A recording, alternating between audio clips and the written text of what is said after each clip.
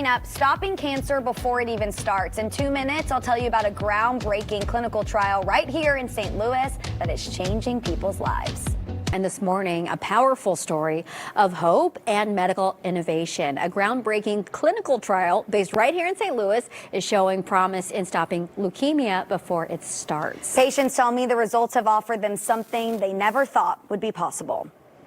It's given me back my life. Joe Ragey's journey began over a decade ago when test results showed his blood levels beginning to decline. He was then diagnosed with a condition that carried a 95% chance of turning into the disease that took his brother's life. My older brother passed away when he was 40 years old from leukemia. Ragey thought that was his same fate until his doctors told him about a clinical trial created thousands of miles away from his California home. It really is devastating to someone's life when they get leukemia, and our only curative approach is bone marrow transplant, which is really hard to go through. That's why Dr. Kelly Bolton at Washington University School of Medicine had the idea to not wait for the cancer to develop. Instead, try targeting genetic mutations years earlier. If we could move these targeted therapies earlier in cancer development, like before people actually get cancer, but where they still have these pre-cancerous genetic changes,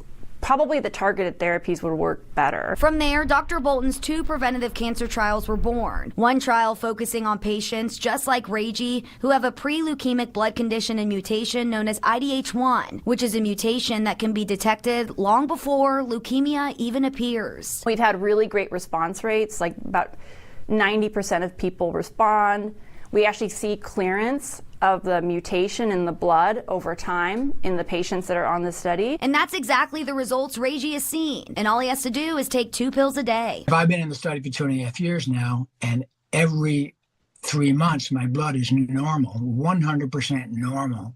Which is like, they're going, what? This is like unheard of. Both of Dr. Bolton's trials are being funded by Gateway for Cancer Research. The nonprofit's vision is to shape a world in which a cancer diagnosis is no longer feared. We funded over $125 million in over 250 clinical trials at cancer centers around the world. And Gateway is unique because 100% of donations directly fund innovative research. Hunter Patton-Genter with Gateway for Cancer Research says there are several reasons Dr. Bolton's trial is innovative. One is that it's completely decentralized, meaning patients all across the country can participate without traveling. This allows the patients to never have to leave their community, never step foot in St. Louis to participate in this trial. For Dr. Bolton, the hope is that these results will lead to national guidelines, recognizing leukemia prevention as a standard treatment. So I hope this will be an example of how this could actually work. And as for Ragey, this trial gave him a priceless memory he didn't know he'd live to experience,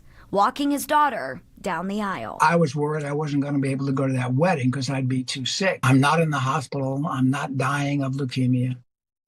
Well, it's pretty amazing. Dr. Bolton is hopeful this trial will really pave the way for more cancer prevention studies. Right now, she's recruiting for her second trial. Another little nugget that I think makes this story even more special.